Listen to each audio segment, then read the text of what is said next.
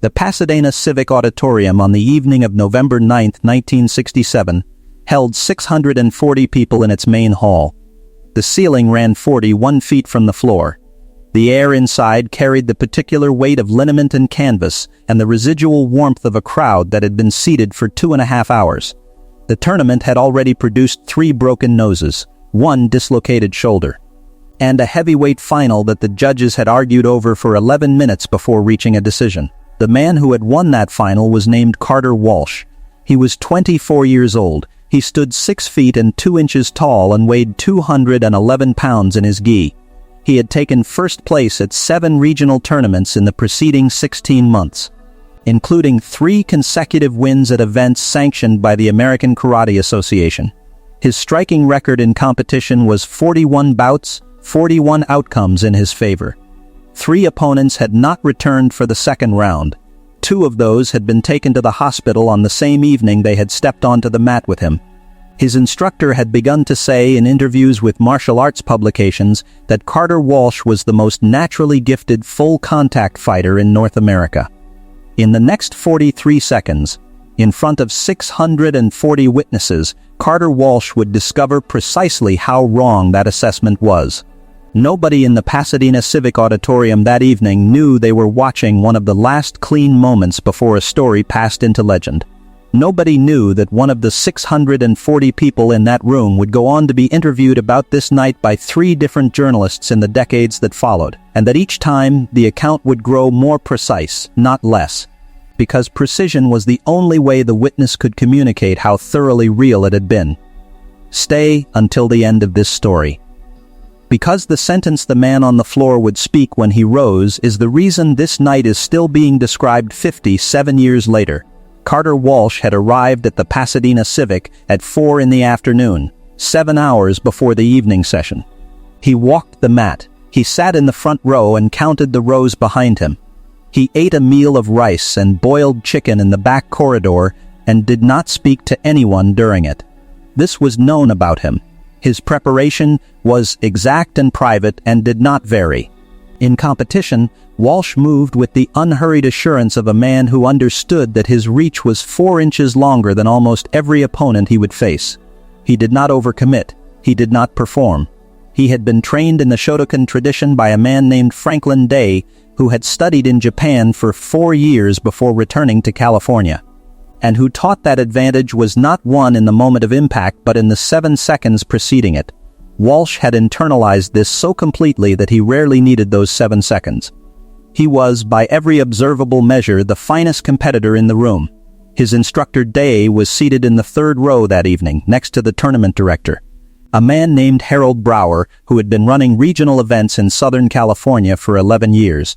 Brower had the particular stillness of a man who had watched a very large number of fights. He did not become excited by technique. He became excited by efficiency. He had seen Walsh 3 times before that night and described him afterward in his private notes with the single word, clean. The final bout of the evening had ended. The awards had been given. 640 people were beginning the slow, collective motion of gathering jackets and programs and moving toward the exits. Walsh, who had already changed out of his competition uniform, was standing near the edge of the mat in a white dress shirt. He was holding a paper cup of water. His tournament medal was in the pocket of his jacket rather than around his neck. Someone pointed at a man in the 4th row. The man being pointed at was sitting with a small group that had not yet risen from their seats. He was wearing a black collarless shirt. He was not particularly tall. He appeared to weigh, at most, 143 pounds. He had a stillness about him that had nothing to do with fatigue and dark eyes that did not move in the direction of the pointing, which suggested he was already aware of it. The account of what happened next varies by 3 minutes and 14 seconds in estimated time between the witnesses who were later interviewed. They are in agreement on every other detail. Walsh walked across the mat floor to where the small group was sitting. He said something to the men in the row. There was a pause. Then the man in the black collarless shirt said something in return. Very quietly, so quietly that the man seated directly beside him could not reconstruct the exact words later. Walsh smiled. It was not a generous smile. What Walsh said, in its full version as reconstructed from 4 sources, was this: that the evening had been impressive by regional standards, that he respected the martial arts broadly, but that the forms he had observed in the crowd that evening in a small exhibition that several students had given in a side corridor during the intermission were demonstrative and aesthetic and had the particular quality of something designed to be watched rather than used. He said this with precision and without malice, in the tone of a man reporting an objective condition. The man in the black collarless shirt listened to all of this. He did not interrupt. He did not change his expression. When Walsh was finished, the man said, "Show me." Walsh said, "Right here." The man said, "Right here." This is the moment that Harold Brower, who had risen from his seat 3 minutes earlier and walked to the edge of the mat to oversee the hall's clearing, turned back. The man in the black collarless shirt stood. He was, as noted, not particularly tall. He moved to the edge of the mat and removed his shoes without looking down to do it, which Brower would recall was the first sign, because a man who has removed his shoes on a mat 10,000 times does not need to watch his own feet. He set the shoes down beside him, parallel to each other. He did not bounce, he did not raise his hands, he did not roll his neck. He stood with his weight evenly distributed and his hands at his sides. And he looked at Carter Walsh with the calm attention of a man who is waiting for information he already knows. Walsh saw a man who was 4 inches shorter than him and 68 pounds lighter. Walsh saw the black shirt, the street clothes, the absence of any competition training posture. He saw a man who had not warmed up. The crowd around the mat had grown. Word had moved through the people in the process of leaving, and a number of them had turned back and were now standing at the edges of the hall in their coats and jackets with their programs still in their hands. Harold Brower did not stop the exchange. He would say later that he did not intervene because there was nothing yet to intervene in. He would also say, when pressed, that there was something in the posture of the smaller man that made intervention feel incorrect, the way intervening in a geometry proof feels incorrect. The man in the black collarless shirt had already won. He simply had not yet moved. If you want to know how the next 43 seconds ended, make sure you have subscribed to this channel. And tell us in the comments where in the world you are watching from tonight. A fight is not two bodies in proximity. A fight is a conversation about distance, and the first sentence of that conversation is always about who controls the space between them. Carter Walsh's advantage in reach meant that his optimal striking range was different from most of his opponents' optimal striking range. Most opponents were forced to close distance to strike, which meant they had to pass through Walsh's range before arriving at their own. Walsh had spent years setting this trap. He knew how to read the small forward weight shift that preceded an opponent's closing step. He had made his career in the 3-inch corridor of space where his jab landed before his opponent's body could reach him. The man in the black collarless shirt understood all of this before a single technique was thrown. He understood it the way a man who has spent 14 years studying nothing but distance understands it. He had given seminars on this particular topic to full rooms of black belts. What Walsh did not understand in the 2 seconds before he initiated was that the man across from him had already determined, with the precision of a surveyor, exactly where Walsh's range ended and his own began, and that the man across from him did not intend to pass through Walsh's range at all. He intended to make Walsh come to him. Walsh moved first. This was how he always began. Second one. Walsh stepped forward with his right foot and drove a jab toward the smaller man's face. It was a clean jab, extended fully, technically correct in every observable dimension. Franklin Day, watching from the third row with both hands pressed flat on the seat back in front of him, recognized it as the strike that had terminated 14 of Walsh's bouts. The smaller man was not where the jab arrived. He had not moved backward. He had moved laterally, at an angle slightly less than 45 degrees, and the jab had passed through air that his face had occupied 0.3 of a second earlier. He had moved with no visible preparation, no telegraphing shift of weight, no alteration in his expression. He had simply been somewhere else when the strike arrived. Harold Brower, at the edge of the mat, set down the clipboard he was holding. He set it down with deliberate care on the seat beside him without taking his eyes off the mat. He would not pick it up again for the next 41 seconds. Second 2. Walsh reset. The reset was fast. He had a fast reset, this was documented. But the smaller man had not waited for it. In the beat between Walsh's jab not landing and Walsh's weight redistributing, The smaller man had closed the distance between them by 18 inches. He had not charged. He had stepped, and the step was so precise in its timing that it landed in the exact moment when Walsh's extended arm was at its longest point and his front foot was forward and his weight had committed. He was in Walsh's space before Walsh's guard was back. He did not strike. He simply stood there, inside Walsh's range, inside the 4-inch reach advantage, inside the jab corridor that had ended 41 bouts. He stood there with his hands loose and his eyes level with Walsh's collarbone, and he looked up at Walsh with the expression of a man who is explaining something without words. A woman in a pale green coat standing at the right edge of the crowd had covered her mouth with one hand. She had not made a sound. She did not know, consciously, what she had just seen. But some part of her that recognized danger had responded before she could form a thought about it. Walsh threw his right hand. It was not a jab this time, it was a committed cross, the full weight of his body behind it, the strike that had broken 2 noses and 1 cheekbone in competition. Second 3. The smaller man was not there. He had moved again, this time with a slight drop in elevation, and the cross passed over his right shoulder without contact. The momentum of the strike had pulled Walsh's weight forward. His front knee was bent. His guard was low and his back was exposed for the specific duration of time it takes for a man's committed cross to reach full extension. The smaller man's right hand rose. It stopped 1 inch from Walsh's exposed left temple. Stopped and held. Neither man moved. The hall was quiet in a way it had not been quiet at any point in the preceding 2.5 hours. Not the quiet of a crowd at rest, but the quiet of 600 people holding something back at the same time. Second 4. Second 5. 6. The smaller man lowered his hand. He stepped back.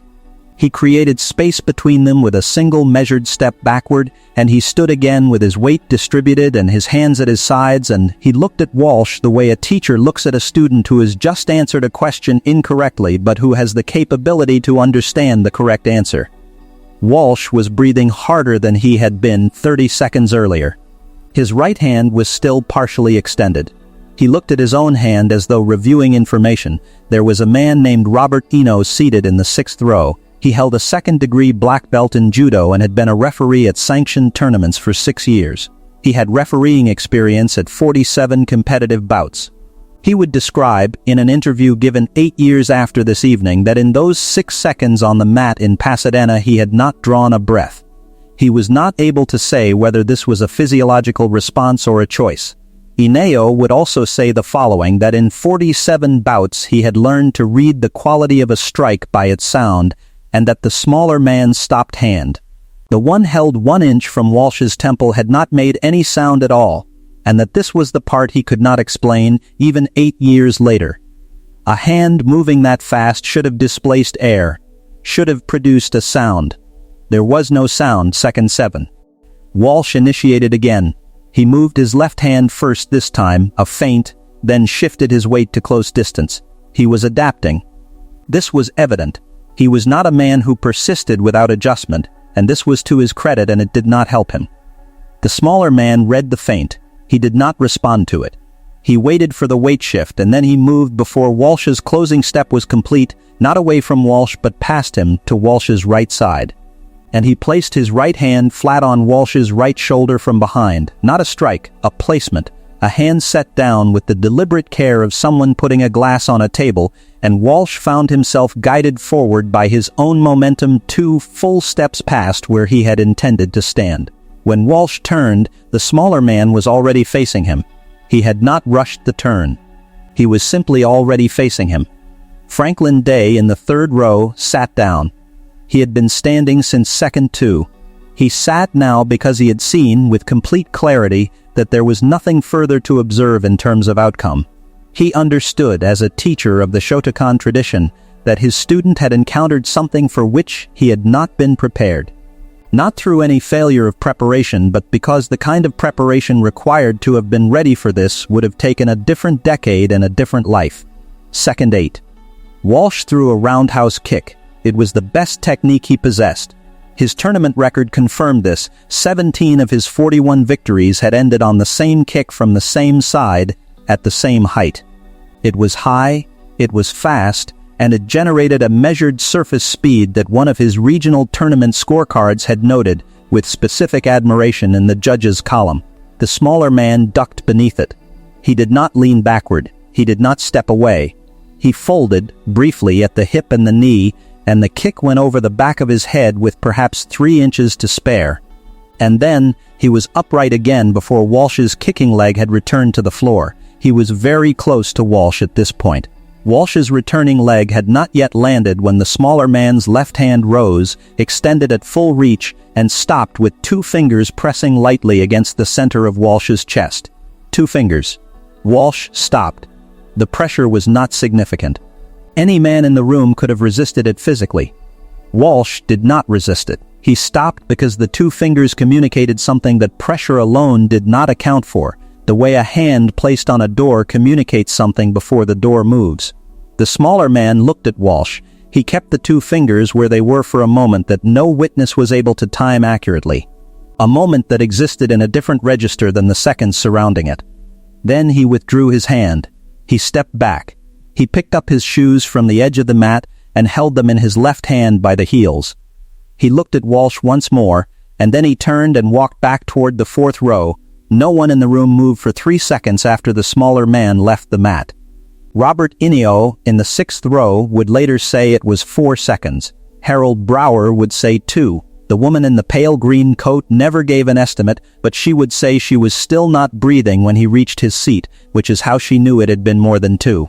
Walsh stood on the mat with his hands at his sides. He was not injured. He was completely uninjured. He had not been struck, not once, in 43 seconds of exchange with a man 45 minutes younger than his own tournament career. There were no marks on him. There were no marks on the smaller man. The mat between them showed no scuff pattern unusual for the area near the edge. The exchange had left no physical record of itself. It had left only witnesses. Walsh walked to the 4th row. He stood beside the row where the smaller man had returned to his seat. The smaller man looked up at him. Walsh said something. He said it quietly, and the people nearest to them reported different things about what was said, which is the nature of words spoken in the aftermath of something that has rearranged a man's sense of what he knows. What the accounts agree on is that it was short, that it contained an acknowledgement, that Walsh's voice did not carry the quality of a man constructing a reason. The smaller man nodded once. He said something in return, something brief, and this Walsh would not repeat to anyone who asked him about it in the years that followed. He would say only that it was instructive. He would say this with the particular care of a man choosing an insufficient word because the sufficient word does not yet exist in the language. Walsh returned to the area where he had been standing before the exchange. He collected his jacket. He put on his tournament medal, which he had been keeping in the jacket pocket. He walked to Franklin Dade in the 3rd row and sat beside him without speaking for 90 seconds, which was how long it took for the remaining crowd to begin moving again. Carter Walsh fought competitively for 19 more months after that November evening. His record in those 19 months was 14 bouts, 12 victories. He was still among the best regional competitors in California during that period. He retired in the spring of 1969 and began teaching, and built a school in the San Fernando Valley that is still operating. His students, over the decades, described him as a man with an unusual quality for an instructor of his caliber, a habit of pausing mid-lesson to say something along the lines of, that what he was about to tell them was not original to him, that it had been shown to him once in a way that made it permanent. He never named the source. Harold Brower included the exchange in his personal archive of significant events he had witnessed in 11 years of tournament administration. The entry was not long. It was dated. It included the word count in the arena, the names of the fighters as he understood them at the time, and the duration he had estimated. At the end of the entry he wrote a single sentence that he did not explain. The sentence was, "I have seen better technique. I have not seen better knowledge." Robert Inio told the story to the students of every class he taught for the next 30 years, adjusting only the details that his memory adjusted without his permission. By the 3rd version, the smaller man had removed a jacket before stepping onto the mat and folded it over the seat back with particular care. Inio did not remember this detail from the evening itself. but he was very certain of it by the time he reached his third account, which is the nature of a story that contains something true at its center. The memory reaches for the gesture that the moment deserved. The smaller man in the black collarless shirt had a name. The name was one that Carter Walsh did not know when he crossed the floor of the Pasadena Civic Auditorium that evening. It was not a name that required knowing, in Walsh's understanding of the room. The man was small. The man was in the fourth row. The man had watched an exhibition, not competed in a tournament. He was, in the most generous framing available at the time, a bystander with opinions about someone else's art. The name was Bruce Lee. He was 27 years old that November. He had been teaching a system he called Jeet Kune Do for 4 years. A system he had begun developing not because he found existing arts deficient in principle, but because he found them deficient in honesty. He had studied Wing Chun under Ip Man in Hong Kong before the age of 13. He had competed in boxing tournaments as a teenager. He had spent a decade breaking down every technique he had ever encountered and asking, in each case, whether it worked. Not in demonstration, not in ceremony, but in the specific, unrepeatable chaos of an actual exchange between two men who both intend to win. He had arrived at a set of answers. November 9, 1967, was one of the evenings when he presented them without announcing the subject. He had also, by that point, already appeared in the Green Hornet on American television. He was known, by those who knew what to look for, as one of the most efficient martial artists in the country. Carter Walsh had not been looking for what to look for. Walsh had looked at black shirt, fourth row, 4 inches shorter, and drawn the only conclusion that the available information appeared to support. This is the lesson that costs the most to learn, that competence does not announce itself, and that the man who appears to be the smallest thread in the room is sometimes the man who has already decided, before you have moved, exactly where you will be when you have finished. Bruce Lee would spend the next 7 years doing what he had already spent 7 years doing: teaching, refining, filming, writing, and moving through rooms in ways that left people quieter when he left than when he arrived. He built a body of technical knowledge that is still being studied. He wrote about distance and timing and intention in language that was precise enough to be argued about in university classrooms. He made 4 films between 1971 and 1973 that changed, in the specific and measurable sense, the commercial trajectory of martial arts cinema worldwide. He died on July 20, 1973. He was 32 years old. He did not tell this story. He did not tell most of his stories.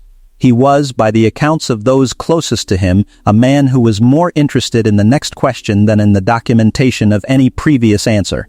The people around him carried the stories and did with them what people do. They preserved them and altered them and passed them forward, and each time the stories arrived in a new room, they were both less accurate and more true.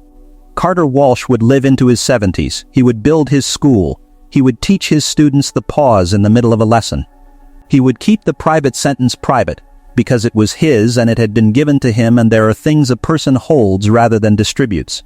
He would say, when asked about the evening, that he had fought a very good martial artist in Pasadena in 1967.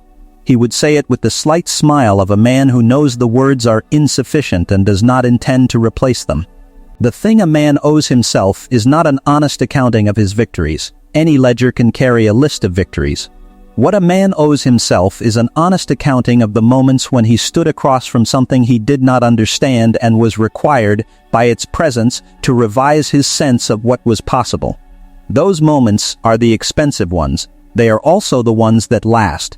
Next week, we will tell the story of the day on the set of a Hollywood production in 1969 when a stuntman with 17 years of professional experience told Bruce Lee in front of 12 witnesses that the techniques he was describing for the film were impossible to film because they were too fast for a camera to capture. What happened in the next 90 seconds settled the question and created a problem for every action film director who came after. Leave us a comment below telling us where you are watching from tonight, and we will see you then.